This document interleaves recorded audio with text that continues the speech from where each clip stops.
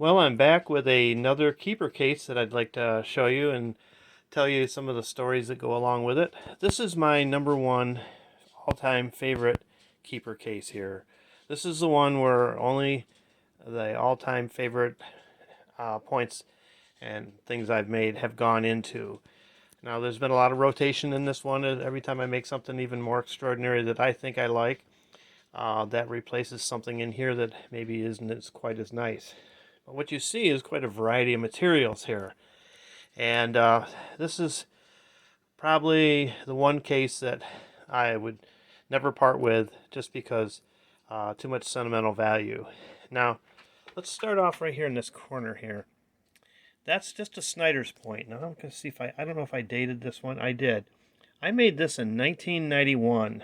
Now, why is that one so special and why did that get in there? I've made better Snyders than that. Well, I'll show you something here.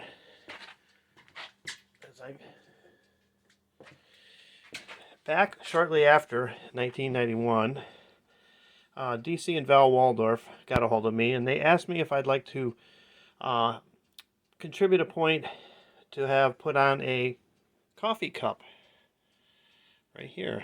Modern flint knappers, keeping the tradition alive. And if you notice right here, that's my point right there. Well, I was just thrilled to death. I mean, I'd only been napping just a few years, and to have one of my points drawn by Val Waldorf and recognized was probably about the biggest honor a flint napper could get at that time. So that's the actual point right there. Now, I must say she made my point look better than the point itself. Her fine detail and making flake scars and things jump out is just outstanding. So there's that. That's a very special memory. And as I look at the case, you'll see there's a variety of sizes. Now here's another Snyder's point here. And that one I like a lot because this one's really thin. And it's got the lines that I really like. And that one got in here, probably never come out. And this one here is a Fulton turkey tail. Now, Fulton turkey tails are usually wider cross section than the Harrison County. This one's made out of a material I got from a fellow, I think, out of Kentucky, and this is Carter Cave. Absolutely beautiful material, and I got this nice and thin like turkey tails were, and that one is an all-time favorite. So next to it here is a very large blade, big Adina type blade, nice percussion. Made that in 2000. As you can see, these points have been in here a while. And this is made out of a material from Central America called colha. This is what the Mayans used when they made a lot of their flint chipped objects. Then, of course, this is the queen mother of all drills right here. This is one of those arrowheads that I was chipping and wasn't going well, and I just couldn't stop chipping it, and it finally ended up like this, a drill. It's over 7 inches long, biggest drill I've ever made, and probably never make another one like it. But it ended up in here with this drill here. Now that drill was made out of Burlington. This one is, I think, made out of some Dover, possibly. It's a nice drill, nice and thin, perfectly balanced. And to get in this case, you had to be pretty special.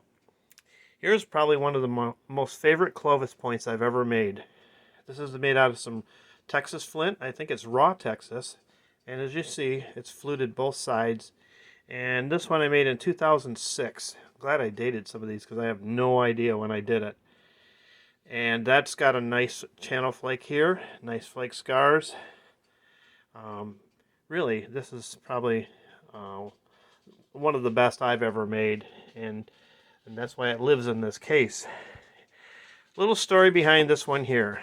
This hardened point is my second one exactly like this. Now, a friend that I met, I think through YouTube, several years ago, asked me if I could make a hardened point and have it exactly like the one that he had found. Well, I said, yeah, you'll have to send the point. He says, well, I had to put it all back together. He said, I had it in a box in my closet. He said, I um, left it up on the top shelf. My sister got into my closet, was pulling things out, and the box fell down, the point hit the floor, and broke into a million pieces. So he gathered up pieces. It was the most beautiful hardened, and it looked exactly, I'm almost flake for flake like this one here. But I sent him the one that I had made to replace his, and I turned right around and I made this one, which is an exact copy of it. And I was surprised how well that came out. 2005 on that one. This is my best hardened that I've ever made. And I really, really, truly love this one. And, you know, this is a hard point to get just right. Okay, next to it. Here's a piece of material from Ohio. And I'd held on to this thing for the longest time. And it's Blue Coshocton. Beautiful stone. Raw stone. And I made this kind of a Folsom style paleo point. Look at the flute on this thing. It goes right off to the tip. The other side's not bad. More representative stops about here. And that rock was in my shop forever. And we work our way across here. There's a few varieties of different points. Most of these don't have too special stories connected with them. But here's something that I got into making for a while, and it's these Mayan eccentrics. Now what you see here is a face. There's a nose and kind of the mouth and chin and kind of a big headdress. And it's made out of a blade. I absolutely loved making these. This is back in 2005 I did this one. Used to do a lot more napping than I do now, and I made things like that quite often. Here's a big Thebes style point that I made using a piece of Cobden or hornstone. I'm not sure which one this was. It came out pretty good. I like the base. And let's see if I can see what that date is. It's blurry here. 2000 something. But that one ended up in here because I just like the balance of that point. This one here is made out of petrified wood. This is Rainy Butte silicified wood.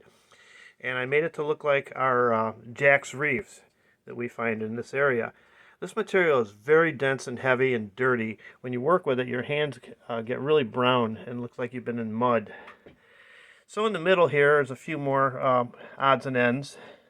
This turkey tail, actually, I traded it to a guy, and I thought he was going to keep it. And I was walking around our stone tool show, and I saw it in another guy's case. And I thought, well, I thought that guy was going to hang on to this. So I said to the guy, what do you got to have for that? He says, make me a point. So I went back, chipped out a new point, and traded to get my own point back. And this is a really neat one. And that was in 2000, maybe 4, I'm not sure. Next to it is a Dalton made out of Flint Ridge. A little E-notch here. Another Jack's Reef. And, of course, my turtles. I always have to have a turtle in just about every case. That's a Mayan eccentric, and there's a tiny little point right there that I chipped out of a flake. And this little circle here are some really nice Onondaga chert, Madisons and Lavanas. And I really, truly, work hard on those. Those are a lot harder to make than they look.